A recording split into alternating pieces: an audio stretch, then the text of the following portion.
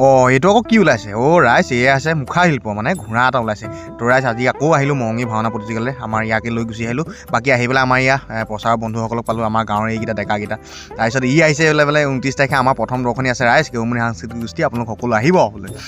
আহিব দেই ৰাইজ এইফালে জয়ন্ত আহিলে বগাকৈ ল'ৰাটো আৰু আমি বোলো দোকানকে অকণমান চাওঁ যিহেতু গোটেই মেলা বহিছে দোকান একদম দোকান আৰু এইকেইজনৰ প্ৰেম দেখিছেনে ৰাম ভাওনাটো প্ৰেম এওঁলোকৰ বাকী বোলে লাথুৱা বোলো দোকান কেনেকুৱা চলিছে বোলে বেয়া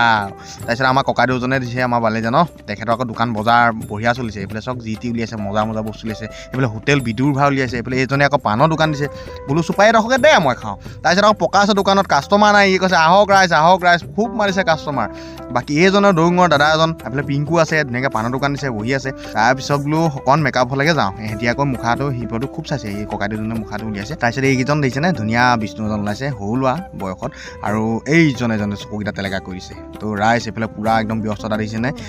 পূৰা একদম মেকআপত লাগিছে সকলোখিনি ড্ৰেছ পিন্ধা মেলা সকলোখিনি আৰু চিনাকি গোটেই ভাগিজনকে লগ পাইছে ইয়াক কৈছে বোলো কি কৈছে বোলে মই কাণফুলি পাত বনাই আছোঁ তাৰপিছত এইফালে ৰাইজ ভাওনা এইফালে ৰেকৰ্ড হৈ আছে দেখিছেনে অনুপম বিতুমন দাদাই আৰু